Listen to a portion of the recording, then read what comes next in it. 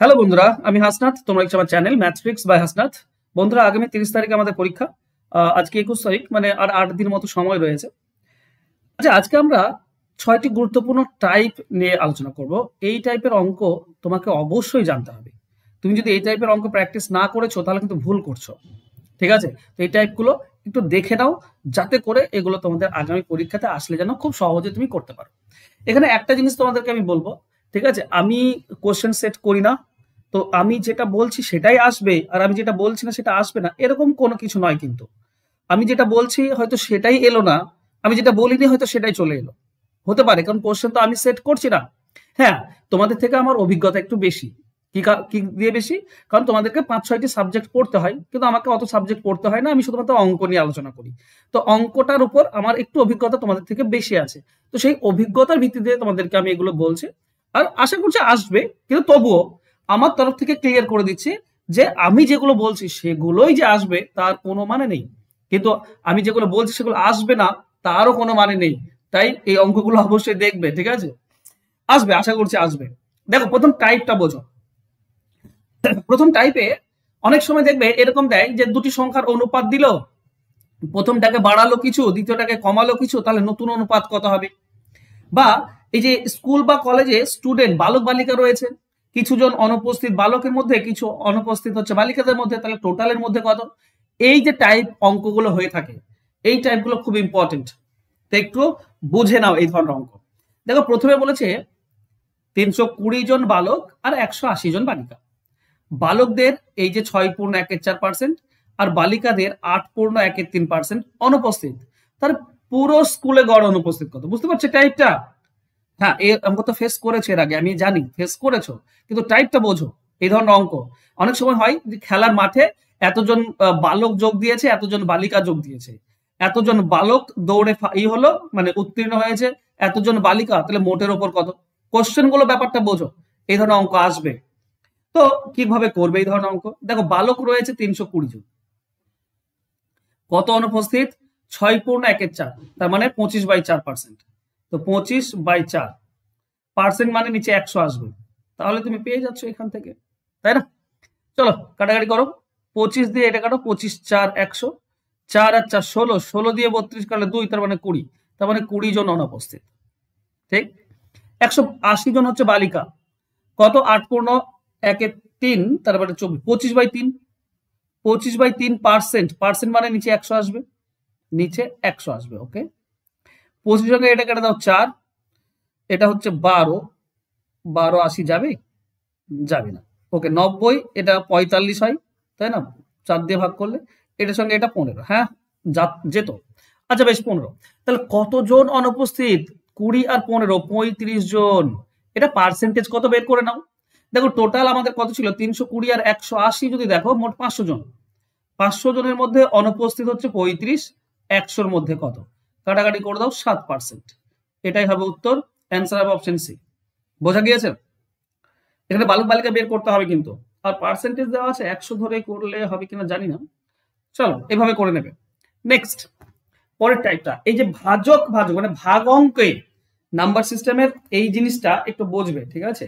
ভাগ অঙ্কে ভাজক ভাজক, ভাগফল, ভাগশেষ, এই রিলেটেড যে অঙ্কগুলো হয়ে থাকে, সেই অঙ্কগুলো সব দরকার, সব প্রয়োজনীয়, সব তোমার উপকারে আসবে।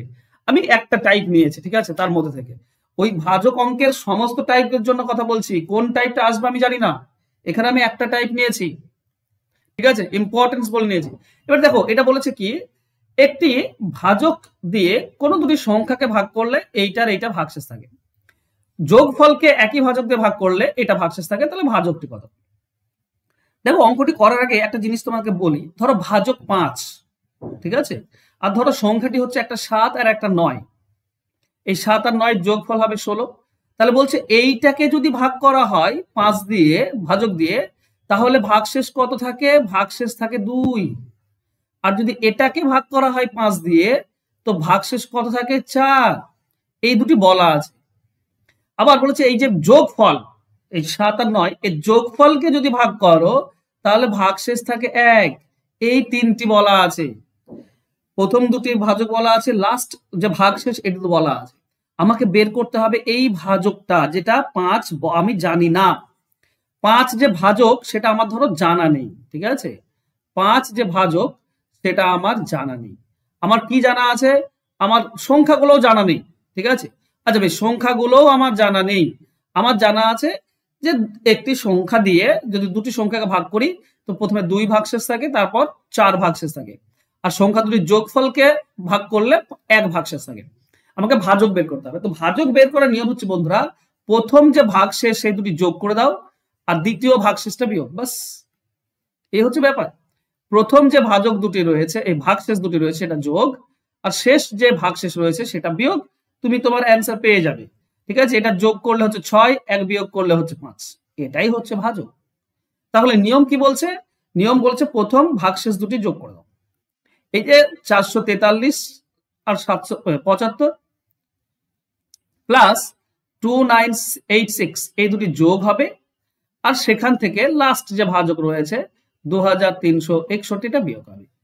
এটা যোগ করো, তুমি দেখবে 7361 পাবে, মাইনাস 2361 বিয়োগ করলে 5000, ঠিক আছে? মুখস্থ ছিল, করে দিলাম।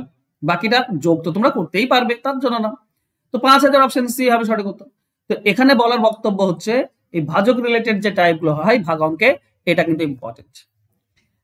3 নম্বর, এই স্টার স্থানে কত বসালে 18 দ্বারা ভাগ করে দেন। একটা জিনিস তোমাদেরকে বারবার বলি, দেখো 6 দ্বারা বিভাজ্য, 4 দ্বারা বিভাজ্য, 6 দ্বারা বিভাজ্য, 7 দ্বারা, 9 দ্বারা, 11 দ্বারা, 13 দ্বারা, ঠিক আছে?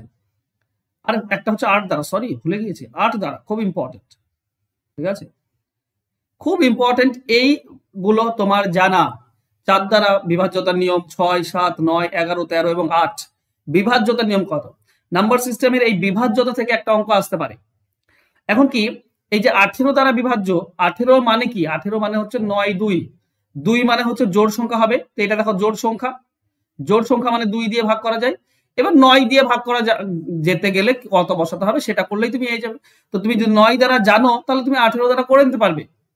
9 দ্বারা ভাগ করতে গেলে আমরা 9 বাদ দিয়ে দেবো, ঠিক আছে? দেখো 5 আর 3 8, আর 9 বাদ দিয়ে দাও। 7 আর 2 9 বাদ দিয়ে দাও। 3 আর 3 6, 7 8, আর 9 বাদ দিয়ে দাও। থাকছে 2 থাকছে, তাহলে এখানে নিশ্চয়ই 7 বসাতে হবে। তবে 2 আর 7 9 হবে। বোঝা গেল? বোঝা গেল? তো 7 অ্যান্সার হবে অপশন বি, বাস। তো এখানে আমার বলার বক্তব্য, এই যে বিভাজ্যতার নিয়ম, ডিভিজিবিলিটির যে রুলস গুলো রয়েছে, বিশেষ করে 4, 6, 7, 8, 9, 11 এবং 13, এটা মুখস্থ করবে, কারণ এই মধ্যে থেকেই বেশিরভাগ দেয়। ওকে, চলো নেক্সট। ট্রেন রিলেটেড অঙ্ক। দেখো টাইম এন্ড ডিস্টেন্স থেকে, আমার মতে বলে টাইম এন্ড ডিস্টেন্স থেকে দুটি অঙ্ক আসবে। এর মধ্যে একটি অঙ্ক ট্রেন রিলেটেড দেবেই, ট্রেন রিলেটেড অঙ্ক দেবেই, এটা ভালো করে মনে রেখো। ট্রেন রিলেটেড অঙ্ক তোমার থাকছেই। তাহলে তোমার কাজ কি হবে? ট্রেন রিলেটেড অঙ্কগুলো একটু বেশি করে দেখা। আমি এখানে একটা নিয়েছি ট্রেন রিলেটেড অঙ্ক, ঠিক আছে? এই অঙ্কটা ইম্পর্টেন্ট তা বলছি না, আমি বলছি ট্রেন রিলেটেড অঙ্কগুলো ইম্পর্টেন্ট। তো একটু ট্রেন রিলেটেড অঙ্কগুলো দেখে যাবে। ওই যে তোমার আপেক্ষিক গতিবেগের ব্যাপারগুলো রয়েছে সেগুলো। এখানে বলেছে কি 500 মিটার লম্বা ট্রেন 78 কিমি প্রতি ঘন্টা বেগে একটি গুহাকে 1 মিনিটে অতিক্রম করে। তাহলে 1 মিনিটে কত দূরত্ব যায়? 1 মিনিটে যে দূরত্ব যাবে সেটা হবে ট্রেন প্লাস গুহা, এই দুটো মিলে, তাই না? তো 1 ঘন্টায় যায় 78 কিলোমিটার। একে 5/18 দিয়ে ভাগ করে দাও, মিটার প্রতি সেকেন্ড পাচ্ছ। 1 সেকেন্ডে এটা, 1 সেকেন্ডে এটা, মানে 1 মিনিটে কত? 1 মিনিট মানে 60 সেকেন্ডে কত? 60 দিয়ে গুণ, বাস কাটাকাটি করো না। 78 যায় না, ওকে। 6 দিয়ে কাটলে এটা 3, এটা 6 দিয়ে কাটলে 13 6 78, 3 দিয়ে এটা কাটলে 20। ওকে, 13 5 65, 65 আর 2 গুণ করলে হয় 130, আর 0 1300 মিটার যাচ্ছে। তাহলে এর মধ্যে তো এই যে 500 মিটার লম্বা ট্রেন আছে, তাহলে 1300 থেকে 500 মিটার লম্বা ট্রেন বিয়োগ করে দাও, বাকি 800 হচ্ছে গুহা। অ্যান্সার হবে অপশন সি, ঠিক আছে? তো এই ট্রেন রিলেটেড অঙ্ক একটু দেখবে বন্ধুরা, এগুলো খুবই ইম্পর্টেন্ট। দুটি অঙ্ক আসবে train related time and distance থেকে। নেক্সট, এই যে ভগ্নাংশের ব্যাপার রয়েছে ফ্র্যাকশন থেকে, এই ভগ্নাংশ রিলেটেড কিন্তু অঙ্ক থাকতে পারে। আমি 100% সিওরিটি দিচ্ছি না, তবে হ্যাঁ তোমার 60% চান্স রয়েছে এই ভগ্নাংশ থেকে অঙ্ক দেওয়ার, যেখানে লব হরের ব্যাপার থাকবে, ঠিক আছে? বলা হয়েছে কোনো ভগ্নাংশের লব হর অপেক্ষা 3 কম। ঠিক আছে, এখানে দেখো 3 কম আছে উপরটা, এটা হতে পারে। এখানে 2 কম আছে, এটা হবে না। এখানে 3 কম আছে, এটা হতে পারে। এখানে 3 কম আছে, এটা হতে পারে। একটা আমি বাদ চলে গেল।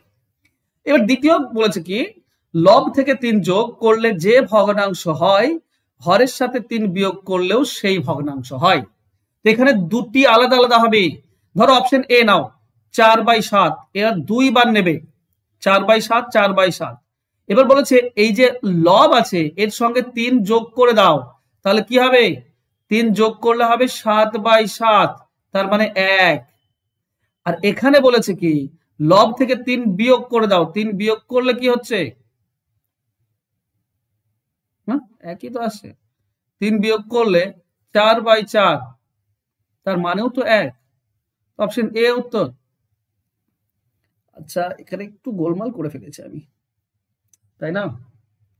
এখানে 3টা দিয়েই ভুল করেছি, কারণ 3 কম বেশি আছে, তারপর যদি 3 দেওয়া হয় না তো সবগুলোই হয়ে যায়। যেটাই তুমি 3 পার্থক্য আনবে সেটাই হয়ে যাবে সব। সরি, কিছু করার নেই। এটা অ্যান্সার আসছে তো, এটাও দেখো অ্যান্সার আসবে 1-এর 4 আর 1-এর 4। দেখো এটার সঙ্গে উপরটার সঙ্গে 3 যোগ করো, তাহলে হবে 4/4, 4/4 মানেই হচ্ছে 1। আবার এখানে নিচে 3 বিয়োগ করো, তাহলে 1/1, 1/1 মানেই হচ্ছে 1। তো এখানে 3 পার্থক্য রয়েছে, আর আমি এখানে 3 যোগ বিয়োগ দিয়েছি বলেই এটা হচ্ছে। কিন্তু এটা ব্যাপার না, সরি, ওটা অসুবিধা নেই, এটাও দেখবে আসছে। কিন্তু মুদ্রা কথা যেটা হচ্ছে সেটা হচ্ছে ইম্পর্টেন্স হচ্ছে এই টাইপটা। ঠিক আছে, তো এই টাইপটা, এই ধরনের টাইপ অঙ্ক একটু দেখে নাও, কাজে দেবে। চলো নেক্সট, পিতা পুত্রের অঙ্ক। পিতা পুত্রের অঙ্ক আমি জানি করিয়েছি মেলা, তো এখানে আমি তোমাদেরকে আর করাচ্ছি না, এটা তোমাদেরকে হোমওয়ার্ক দিচ্ছি। এটা আমাকে দেখি তো তোমরা তোমরা অ্যান্সার করে আমাকে কমেন্ট করে দাও যে সঠিক কমেন্ট উত্তরটা কত হবে। আর পিতা পুত্র তোমাদেরকে এর আগেও শিখিয়েছি, তো আশা করছি এখান থেকে তোমাদের কোনো কোশ্চেন আসলে আটকাবে না, তবে আশা করছি এখান থেকে কোশ্চেন দেওয়ার সম্ভাবনা রয়েছে। তো পিতা পুত্রও একটু ভালো করে দেখে যাবে। হোমওয়ার্কটার অ্যান্সার আমাকে তাড়াতাড়ি কমেন্ট করে দাও। আচ্ছা, যারা অঙ্ক শিখবে আমার কাছে বা অঙ্ক শিখতে চাইছো, যে দাদা অঙ্ক শিখবো একদম চ্যাপ্টার ধরে ধরে হাতে নাতে, তো হাতে নাতে যদি অঙ্ক শিখতে চাও চ্যাপ্টার ধরে ধরে, তো এই যে ফোন নাম্বার, যোগাযোগ করো। এখানে তুমি 0 থেকে অ্যাডভান্স পুরোটা শিখতে পারবে 6 মাস ধরে। মাত্র 299 টাকা লাগে 6 মাসে। তো একবার পেমেন্ট করবে, 6 মাস ধরে ক্লাস করতে পারবে, chapter by chapter all tricks শেখাবো। আচ্ছা, তোমাদেরকে এটাও বলি, তুমি সমস্ত কনসেপ্ট পেয়ে যাবে এখানে, না? তুমি সমস্ত কনসেপ্ট ক্লিয়ার হয়ে যাবে, প্লাস সিম্পল অঙ্কগুলো দিয়েও তুমি আলোচনা করতে পারবে। সিম্পলের পর যে মডারেট, ঠিক আছে, মডারেট যে অঙ্কগুলো হয়ে থাকে, মানে এমন অঙ্ক যেগুলো তুমি একটু চেষ্টা করলে পারবে, প্লাস যে অ্যাডভান্স অঙ্ক থাকে সেগুলো তোমাদেরকে শেখাবো। কিন্তু এখানেই শেষ নয়, অল টাইপসও তোমাদেরকে দিচ্ছি এখানে। অল টাইপস মানে প্রত্যেকটি চ্যাপ্টারের যত টাইপ হয় সে টাইপগুলো পেয়ে যাবে। তো অ্যাকচুয়ালি একটা কম্বাইন্ড ব্যাচ বলতে পারো, এখানে তুমি সমস্ত জিনিস একটা এই ব্যাচে পেয়ে যাবে। ঠিক আছে, মাত্র 299 টাকা দিয়ে। তো তাড়াতাড়ি ভর্তি হও, ফোন নাম্বার নিচে দেওয়া আছে। ওকে, আর হোমওয়ার্কটার অবশ্যই অ্যান্সার করে দাও সকলে। থ্যাংক ইউ সো মাচ, আশা করছি ক্লাস ভালো লেগেছে। ভালো লাগলে অবশ্যই লাইক কমেন্ট শেয়ার করে দিও। বাই।